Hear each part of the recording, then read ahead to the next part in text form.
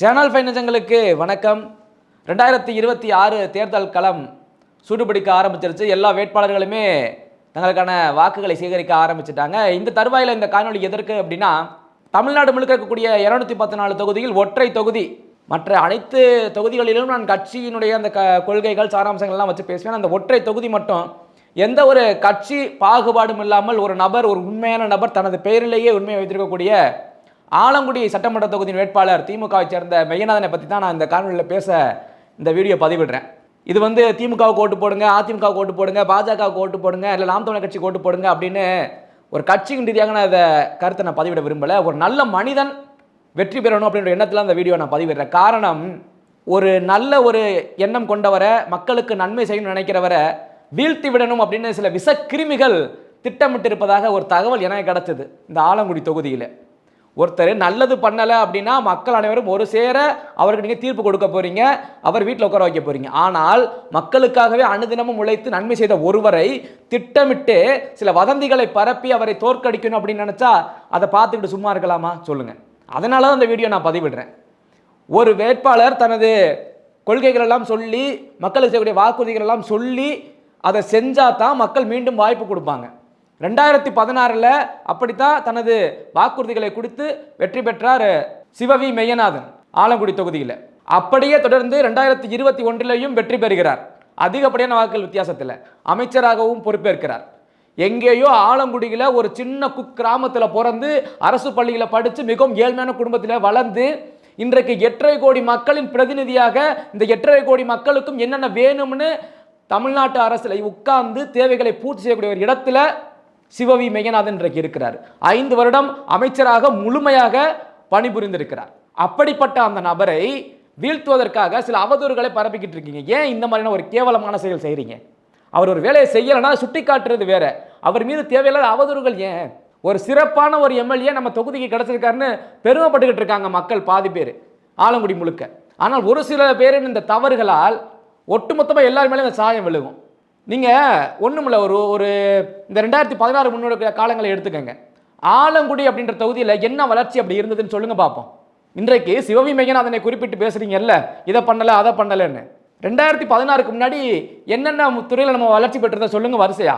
இல்லை, மெய்யநாதனை அந்த மண்ணின் மைந்தனை பார்த்து கேள்வி கேட்கக்கூடிய நீங்கள், உங்களை பார்த்து கேட்குறேன், 2011 திருச்சியிலேருந்து ஒருத்தர் கூப்பா கிருஷ்ணன் ஜெயிக்க வச்சிங்களே 2011, அப்படியே தொடர்ந்து 5 ஆண்டு காலம் அவர் எங்கே போனார்னு தெரியுமா? அவரை பார்த்து என்ன செஞ்சீங்கன்னு கேள்வி கேட்டீங்களா யாராச்சும்? அதுக்கு வக்கு இருந்துச்சா?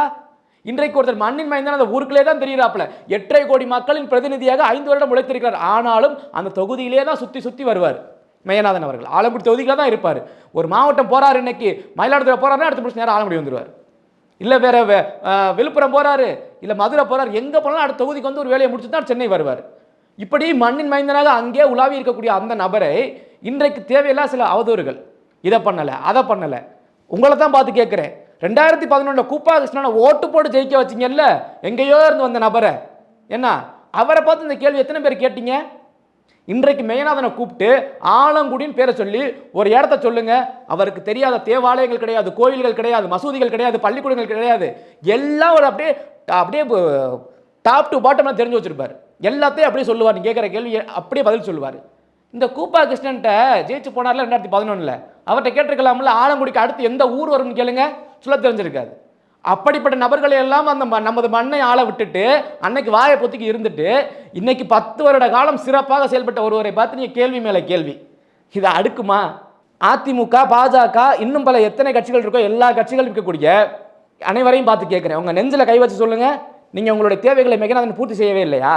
மனசாட்சி தொட்டு சொல்லுங்க. கடவுள் மேல நம்பிக்கை இருக்கும். நீங்க கடவுள் கண்டிப்பா நம்ம பகுதியில் ஆலங்குடியில் எல்லாரும் கடவுளை வணங்குவீங்க, எனக்கு நல்லா தெரியும். கருப்பா, ஐயனார, மாரியம்மன் எல்லாரும் நீங்க வணங்குவீங்க. உங்க நெஞ்சில கை வச்சு சொல்லுங்க, நீங்க கேட்டது வரைக்கும் செய்யலையா, இல்லை உங்க கோரிக்கைகள் நிறைவேற்றப்படலையா?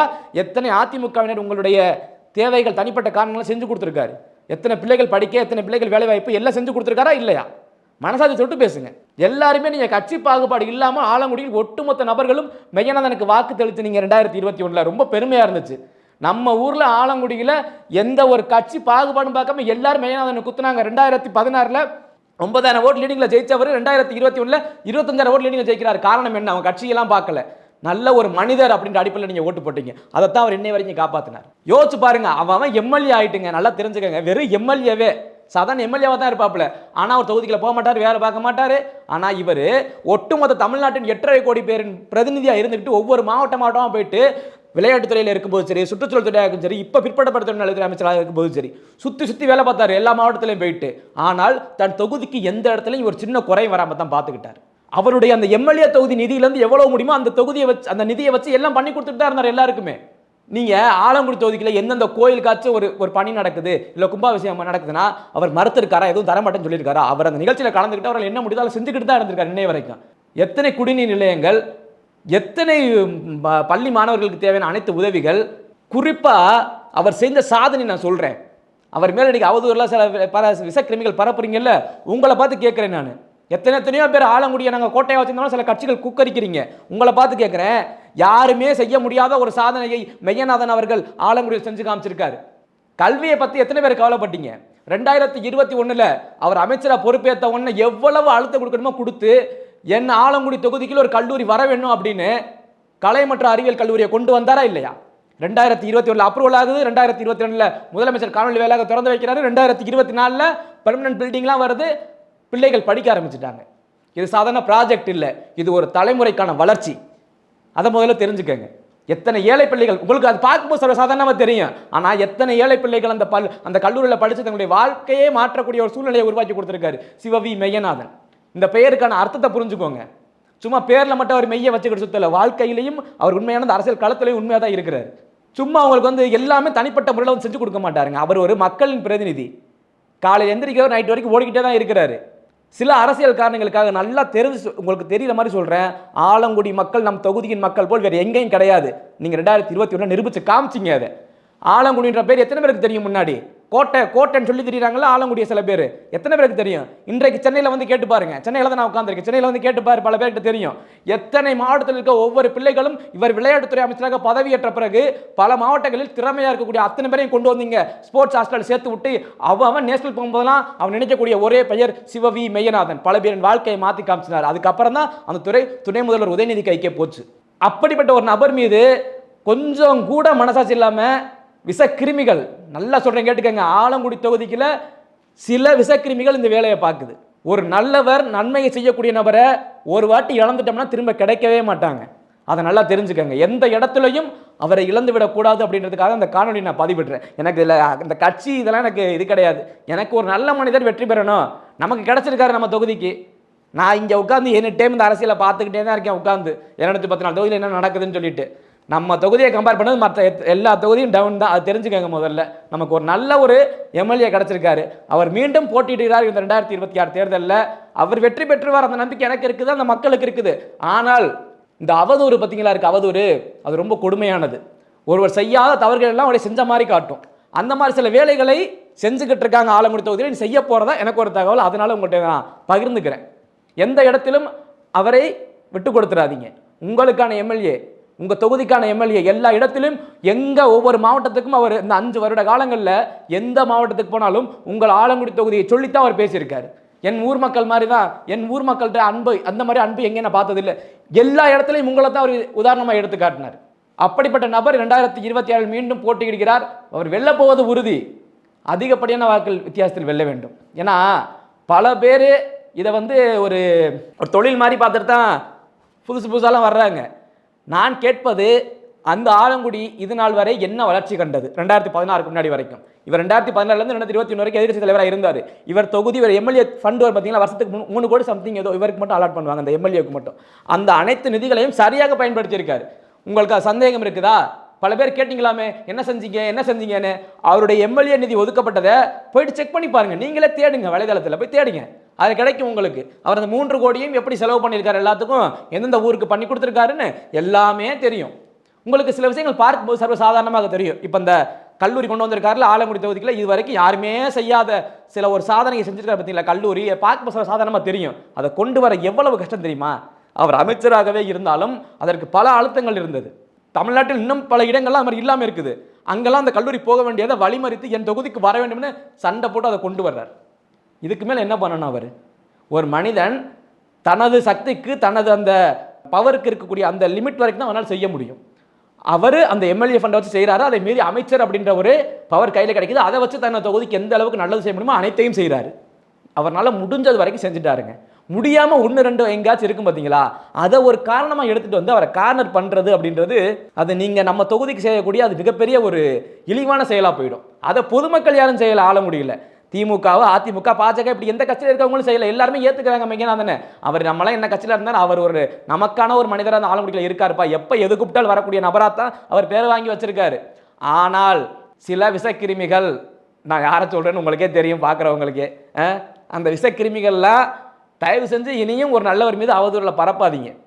என்ன சாஃப்டாக என்னுடைய கருத்துக்கள் நான் பகிர்ந்துக்கிட்டு இருக்கேன். நான் ஒரு நல்லவருக்கு எதிராக நீங்கள் இப்படி சில விஷயங்களை பண்ணீங்கன்னா நான் அதுக்கு மேலே அடுத்து எக்ஸ்ட்ரீம் லெவல் போகிற மாதிரி ஆகி போயிடும். அதனால் ஒரு நல்லவரை நம் தொகுதியில் கிடைத்த ஒரு மாசற்றவரை இழந்துடாதீங்க. குறிப்பாக அந்த தொகுதிக்கு அவர் செஞ்சதெல்லாம் சற்று உங்களுக்கு டீட்டெயில் நான் எடுத்து கூட போடுறேன். டீட்டெயில் வேணும்னா சொல்லுங்கள், அவர் தொகுதியில் என்னென்ன பண்ணியிருக்காரு. 2021 இந்த 26 வரைக்கும் அவர் அமைச்சராக இருந்த காலத்தில் நம் தொகுதிக்கு மட்டும் என்னென்ன பண்ணியிருக்காருன்னு டீட்டெயிலாக வேணால் எடுத்து போடுறேன்.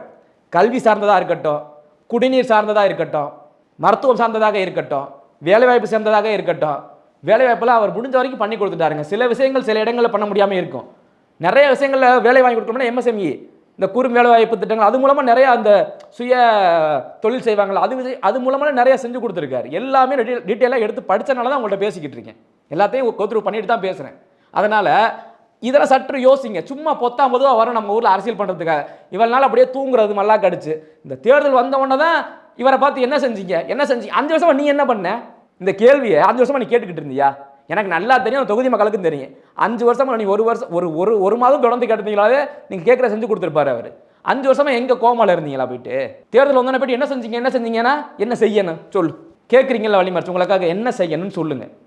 இதை விட கிடைக்க மாட்டாருங்க. சில பேர் இந்த நீங்கள் அரசியல் ஆதாயத்துக்காக இப்படி ஒரு அவதூறை தூக்கிட்டு சுமக்காதீங்க. உங்கள் பிள்ளைகளும் அவர்னால பலன் அடைஞ்சிருப்பாங்க ஏதோ ஒரு விதத்தில். நேராக வந்து மேகநாதன் அவர்கள் ராமசாமி உங்கள் பிள்ளை பயனடைஞ்சிருக்கு, குப்புசாமி உங்கள் பிள்ளை பயனடைஞ்சுன்னு சொல்ல மாட்டார். அவர் எங்கேயோ தட்டின ஒரு மணி இங்கே வந்து ஒழிக்கும். அந்த வகையில் தான் நம்மளும் ஏதோ வகையில் பயன்பட்டுருப்போம். அதனால் அவர் வந்து அவரோட காசு எடுத்து செஞ்சாரா, அவர் காசை எடுத்து கொடுத்தாரா அப்படிலாம் சில மேதாவிகள் கேட்பீங்க. பல தொகுதிகளில் அவங்க காசு இல்லை, அரசு நம்மளுடைய வரிப்பணம் நம்மக்கிட்ட வரும்போது அதை தடுத்து எத்தனை வகைகளில் ஊழல் பண்ணுறவங்க இருக்காங்க. ஆனால் இவர் நமக்கான நிதி வரும்போது அந்த நிதியை நம்மக்கிட்ட தான் கொடுக்குறாரு. நமக்கு செய்ய வேண்டியதை கரெக்டாக செவ்வனை செஞ்சு முடிச்சிடுறாரு. அப்படிப்பட்ட நல்லவரை விட்டுட்டு ஏங்க மாற்று சித்தாந்தம் ஏங்க போகுது, வேற யாரை ஏன் தேடி போகுது? ஒரு குட்டி கதை சொல்கிறேன். ஒரு ஊரில் தண்ணியே இல்லையா, அப்படியே வறண்டு கிடக்கும்போது ஒருத்தர் மட்டும் முடிவெடுத்து நான் கொண்டு வரேன் தண்ணியன்னு கிணறு நோன்னு நினைக்கல, கிண்டல் பண்ணாங்க. ஏன்னா இங்கே தண்ணி வருமா, இங்கே போய் நோண்டேன்னு கிண்டல் பண்ணி சிரிச்சாங்களாம். அந்த மனிதன் விடாமல் 6-7 மாத காலங்கள் நோண்டி கிணறு வெட்டப்பட்டு தண்ணி வந்துதான். வறண்டு போய் தண்ணி குடிக்காமல் இருந்த பார்த்து அம்பிட்டு தண்ணி குடிச்சானா. தண்ணி குடிச்சிட்டு சில காலங்கள் கழிச்சோன்னானா, இது என்ன பெரிய சாதனையா, கிணறு வெட்டதானே பெரிய வேலையா அப்படின்னு அதே வாய் திரும்ப சொன்னிச்சான். இப்போது அன்றைக்கு சொன்ன அதே வேதை இன்றைக்கும் சொல்லுது, தண்ணியை குடிச்சுட்டு யார் இவன் நோண்ட கிணறை வச்சு. அதனுடைய வலி வேதனை எப்படி உருவாக்குன்னு அந்த கிணறு ஒன்று தான் தெரியும். அது மாதிரி 10 வருட காலங்கள் மக்கள் தனக்காக இந்த பதவியை நமக்கு கொடுத்துருக்காங்க, சிறப்பாக செய்யணும்னு அவர் பகல உழைச்சி தான் அதை பண்ணியிருக்காரு. மக்களுக்கு தேவையான அனைத்து செயல்முறைகளும் அனைத்து திட்டங்களையும் கொண்டு வந்து சேர்த்துட்டாரு. அப்படி நல்லது செஞ்ச ஒருத்தரை நீங்கள் புறக்கணிக்கிறீங்க அப்படின்னா அவங்களுடைய எண்ணம் என்னவாக இருக்கும்? நான் நல்லது தானே பண்ணணும் அப்படி தானே எண்ணம் இருக்கும். ஒரு நல்லவர் நம்ம கிடைச்சாருன்னா அவரை தக்காத்தி வச்சுக்கிறது நம்மளுடைய கையில் தான் இருக்குது. ஸோ இந்த முறை 2027 எனக்கு கட்சி அந்த பேதங்களை தவிர்த்து ஒரு நல்ல மனிதனாக சிவவி மேகநாதனை பார்க்குறேன். அவருடைய செயல்பாடு மீண்டும் ஒரு முறை நம் தொகுதிக்கு தேவை. அவர் மீண்டும் ஒரு முறை வந்தால் நமது ஆலங்குடி தொகுதியானது ஒரு 10 ஆண்டு 15 ஆண்டு காலம் முன்னோக்கி போயிடும், பயணிக்க ஆரம்பிச்சிடும் மற்ற தொகுதியில் கம்பேர் பண்ணீங்க அப்படின்னா. சொன்னது போல் ஆலங்குடி கோட்டைன்னு சொல்லி தெரிஞ்சீங்களா சில பேர், பல கட்சிகள் மற்ற கட்சிகள் இருக்கக்கூடியவங்க. நீங்கள் செய்யாத சாதனையை மேகநாதன் செய்து காட்டியிருக்கிறார். ஆர்ட்ஸ் அண்ட் சயின்ஸ் காலேஜை முதல் முறையாக ஆலங்குடி தொகுதியில் கொண்டு வந்தார். இன்னும் பல தொகுதிகளில் இந்த மினி ஸ்டேடியம் சொல்லுவாங்க பார்த்தீங்களா, விளையாட்டு அரங்கம் பலருக்கு வரலை. ஆனால் ஆலங்குடி தொகுதியில் கொண்டு வந்தார். திருவரங்குளம் விட்டு அந்த மேட்டுப்பட்டி ரோட்டில் லெஃப்ட் சைடில் கொண்டு வந்திருக்கா பார்த்தீங்களா, பெரிய அந்த செம்மண் அடித்த ஒரு கிரவுண்ட் இருக்குது பார்த்தீங்களா, மினி ஸ்டேடியம். நம் பிள்ளைகளின் விளையாட்டு திறமையை ஊக்குவிக்க நமக்காக கொண்டு வந்தார் அவர். இன்னும் பல தொகுதிகளில் கொண்டு வரல, நீங்கள் வேணால் செக் பண்ணி பார்த்துக்கங்க. நமக்கு என்னென்ன தேவை எது வந்தாலும் நம்ம தொகுதிக்கு முதல்ல கொண்டு போயிடணும்னு அந்த எண்ணத்தில் தான் அவர் என்றைக்குமே இருப்பார்.